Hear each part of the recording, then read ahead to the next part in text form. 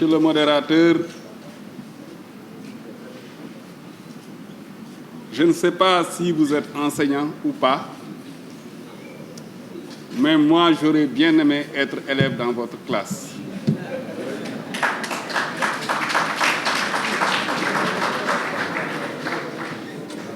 Vous avez le sens de la mesure. Vous avez les mots qu'il faut pour détendre, les mots qu'il faut pour être sérieux, les mots qu'il faut pour provoquer, mais également les mots qu'il faut pour faire réfléchir. Et ça, véritablement, je me dis qu'on ne pouvait pas trouver meilleur modérateur que vous.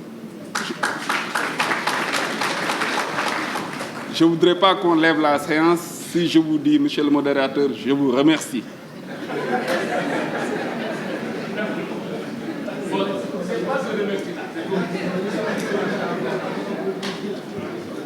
Je voudrais également saisir cette occasion pour remercier messieurs les panélistes. La prochaine fois, nous allons essayer d'avoir des dames ici pour pouvoir dire mesdames et messieurs les panélistes. Je voudrais remercier toute l'assistance, tous mes collègues, tous mes frères journalistes, toutes les personnes qui ont pris part à cette séance, comme il l'a tout à l'heure dit, notre doyen, M. Matar Sylla, qui, somme toute, je pense, est une séance historique.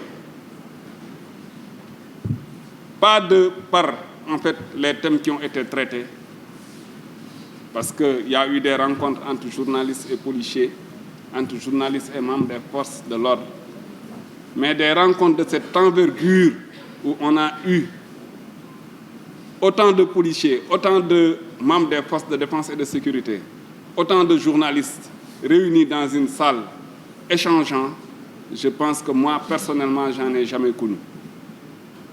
Et je pense que c'est à saluer. Cela nous encourage dans ce que nous devons faire et ce qui doit être fait. Nous avons échangé sur des thèmes, sur beaucoup de thèmes. Monsieur le professeur, j'ai dit tantôt, je dis monsieur le professeur, vous voyez, parce que j'aurais bien aimé être dans votre classe, parce que j'aime votre rhétorique. Ce qui me dérange chez vous, c'est certainement si vous étiez professeur, vous seriez très fort en interrogation surprise. Parce qu'à 2 reprises, vous m'avez pris de court pour me donner la parole. Et là, je suis obligé d'essayer, en tout cas, de satisfaire à l'exercice. J'avais pris des notes, mais c'était surtout sous forme télégraphique, par des mots. Parce que quand je prends note, je ne prends que des mots. C'est après que je réfléchis au contenu. J'ai mis rhétorique, pédagogie, empathie, autocritique, introspection. J'ai mis entre parenthèses corporatisme, c'est à bannir. J'ai mis formation, cadre de dialogue, cadre juridique, vulgarisé, ainsi de suite. Donc autant de mots que je relève. Donc je ne vais pas essayer de m'exercer à expliquer ma compréhension de tout ce que j'ai noté. Je voudrais tout simplement m'appesantir et rester sur les aspects positifs que j'ai retenus de cette rencontre. La première chose, c'est qu'on doit faire notre introspection, aussi bien du côté des forces de l'ordre que du côté de la presse. C'est la première chose à faire. Il faudrait faire preuve d'empathie, se mettre à la place de l'autre. Quand on est à la place de l'autre, quand on exerce de la violence, si on se met à la place de l'autre, on n'aimerait pas qu'on exerce de la violence sur nous-mêmes. Mais je voudrais préciser, la violence n'est pas seulement physique. C'est des expériences que nous vivons. Nous vivons des violences morales qui sont liées à des critiques que les gens reçoivent ou un traitement déséquilibré parfois de l'information vis-à-vis des forces de défense et de sécurité. Ce n'est pas un plaidoyer, c'est la vérité. pense qu'on a donné ici l'exemple du traitement qui a été fait de certains faits. C'est un diagnostic sans complaisance qui a été fait d'un côté comme de l'autre. Et c'est ce que j'apprécie particulièrement dans ce cadre. Mais je voudrais donc qu'on retienne surtout les recommandations, les grandes recommandations qui ont été donc dégagées aujourd'hui. Nous sommes tous d'accord donc qu'il nous faut un cadre de dialogue, d'échange. Ils ont dit même un cadre perpétuel, c'est-à-dire pas ponctuel, un cadre qui doit continuer. Le dialogue doit s'instaurer entre journalistes et membres des forces de défense et de sécurité. La deuxième chose sur laquelle nous sommes d'accord, c'est la perpétuation de l'initiative que nous venons de mettre en place. Là, je vais vous lancer un défi. Aujourd'hui, c'est nous qui avons organisé. Nous vous avons laissé la parole. Aucun policier n'a pris la parole. La prochaine fois, nous souhaiterions que ce soit les journalistes qui organisent et qui nous invitent et qui nous laissent la parole pour qu'on puisse dire nous aussi ce qu'on a à dire.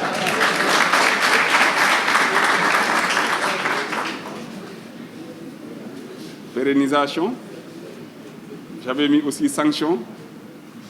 Le troisième point concerne donc le protocole que les jeunes reporters ont proposé.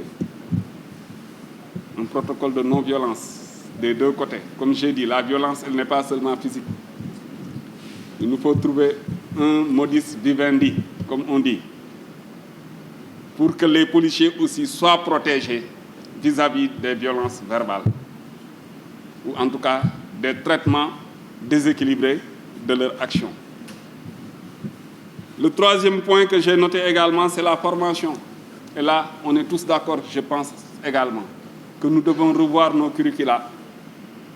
Et ça, je le dis pour toutes les forces de défense et de sécurité, pour qu'on intègre aussi dans nos curricula de formation, donc cette prise en charge de la liberté, cette prise en compte de la liberté d'information avec tous ses corollaires, la protection juridique du journaliste, la nécessité de prendre en compte les cartes de presse, tout un ensemble de packages que nous, en tout cas, nous ferons l'humilité de pouvoir prendre de vous en termes d'enseignement, en termes de modules que vous mettrez à la disposition de ces écoles de formation, que vous pourrez même dispenser à notre niveau. Nous vous demandons tout simplement d'avoir la même humilité, d'accepter dans vos écoles de formation que des curricula soient inclus pour la prise en compte des nécessités parfois du maintien de l'ordre. Le maintien de l'ordre, pour ceux qui ne le connaissent pas, c'est un concept en fait. Dans sa mise en œuvre est très dynamique. Ce qui peut être tout de suite une zone de sécurité peut se déplacer en fonction des circonstances, en fonction de la violence des gens. Et ce qu'on peut vous permettre de faire pendant un temps ici peut s'avérer ne pas être judicieux pendant un temps Y, en raison des circonstances. C'est ça qu'il faudra que les gens se comprennent. Et ça aussi, nous avons le devoir, en tout cas nous nous ferons le devoir à chaque requête de venir dispenser la formation qu'il faut à vos journalistes, à vos élèves journalistes, pour qu'ils puissent en tout cas prendre en compte également nos préoccupations. C'est toujours donc dans ce cadre de dialogue et de formation.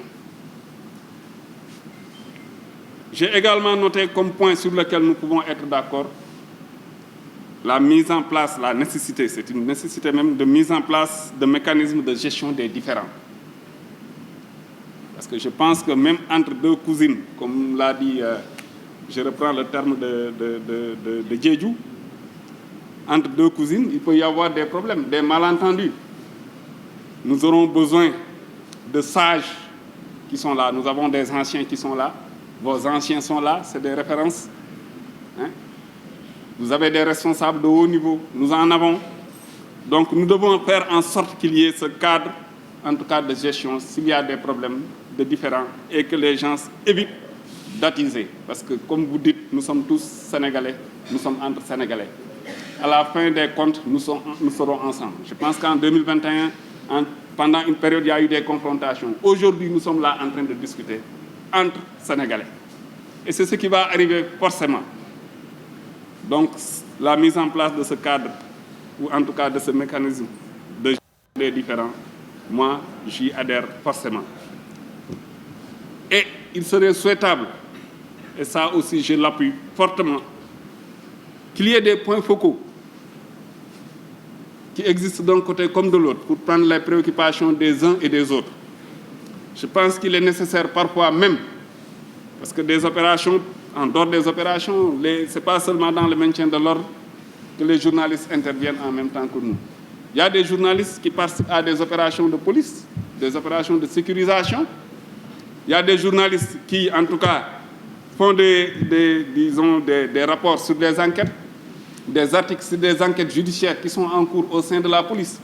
Donc, je pense que ces points focaux peuvent être sensibilisés sur ce qu'il faut sortir, ce qu'il ne peut pas sortir. J'aime bien, en fait, l'exemple que monsieur le modérateur, cette fois-ci, je vais dire monsieur le modérateur, a donné en ce qui concerne l'enquête et l'arme.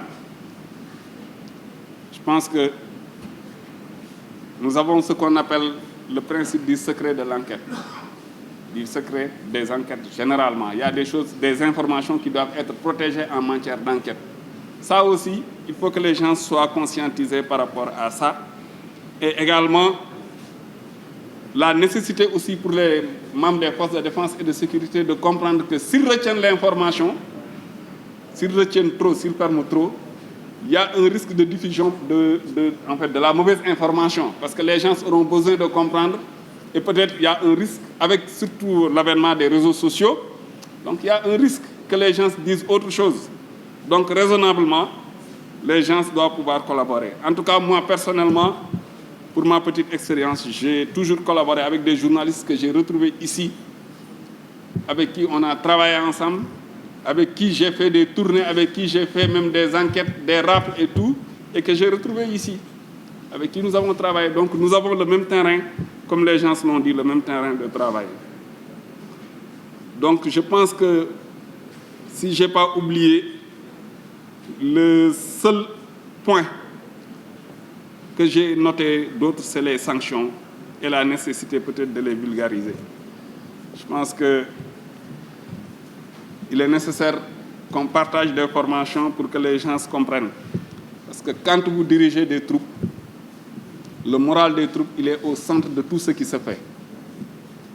Donc, il y a des erreurs. Si vous les commettez, vous ne pouvez plus, sur le terrain, avoir de l'efficacité ni de résultat.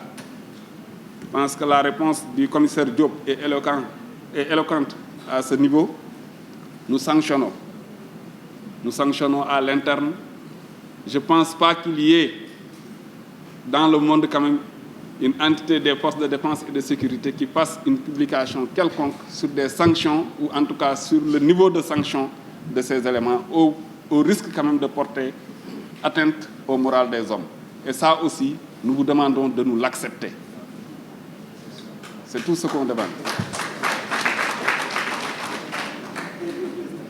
Les points focaux peuvent être au courant d'un certain nombre de choses, mais il faut faire attention à la vulgarisation, ou en tout cas au renforcement de l'idée que certains peuvent se faire du caractère intouchable qu'ils auront et de la faiblesse que cela peut inclure chez celui qui est censé quand même incarner la loi. Parce que nous restons sénégalais, nous sommes ouverts. En tout cas, c'est notre nouvelle manière de faire. Vous avez vu, aujourd'hui, on a laissé tout le monde parler en toute démocratie. Nous nous sommes tus, nous allons apprendre, nous avons pris note, et en toute humilité, nous allons changer ce qu'il faut changer. S'il y a des termes qui dérangent, moi, en fait, je suis issu, disons, de la famille militaire. Parce que depuis l'âge de 12 ans, je porte la tenue. Je ne connais que la tenue. L'âge de 12 ans. Non, 12 ans, oui. C'est 12 ans. Depuis l'âge de 12 ans, je porte la tenue. Il y a des termes qui dérangent. En tout cas, moi, dans mon ADN, c'est presque intégré. Ça ne me gêne pas. Je sais que c'est normal parce qu'en fait, les gens peuvent être différents. D'ailleurs, il faut faire très attention à la culture. Le problème, c'est ça. Le terme dégage qui ne nous gêne pas, nous. au point qu'on l'intègre dans notre vocabulaire et que ça soit même quelque chose de positif, parce que quand on dit qu'une entité dégage, ou quand on dit qu'on doit procéder à des séances de dégagement, ça veut dire qu'on doit faire des chansons. Il y a une entité qui doit faire des séances de dégagement, ça veut dire qu'il doit faire des chansons. Vous voyez ce que cela implique en termes de compréhension? Dégager de cette zone. Même quand je parle à mon subordonné, c'est le mot que j'utilise. Parce que nous, culturellement, ça ne nous dérange pas, c'est intégré dans notre ADN, c'est notre formation. Maintenant, ça peut gêner les autres. Et ça, on a besoin aussi de le comprendre et de l'accepter.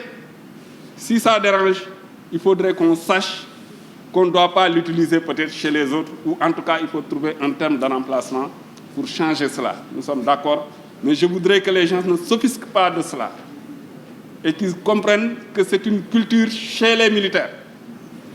Il y a des mots que je ne peux pas utiliser ici, mais qui, en termes militaires, n'ont aucune incidence. Oui, barrez-vous, ou bien ils disent que mais il faut que ça pète. Mais ça ne dérange pas chez le militaire.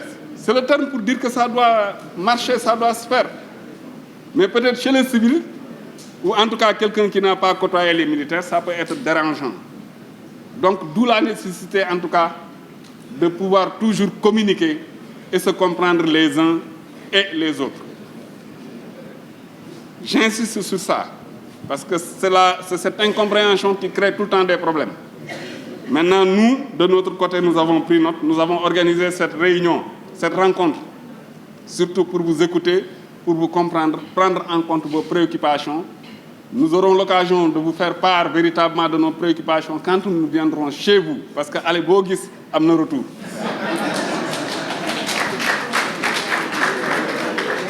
Donc, merci à tout le monde. Je n'ai pas encore dit le mot. Voilà, donc je vous souhaite à tous une bonne et heureuse année, en espérant que nous allons nous rencontrer encore très bientôt pour couvrir d'autres thèmes, y compris des thèmes qui vont nous lier entre policiers, journalistes, membres des forces de défense, tout ce qui est social.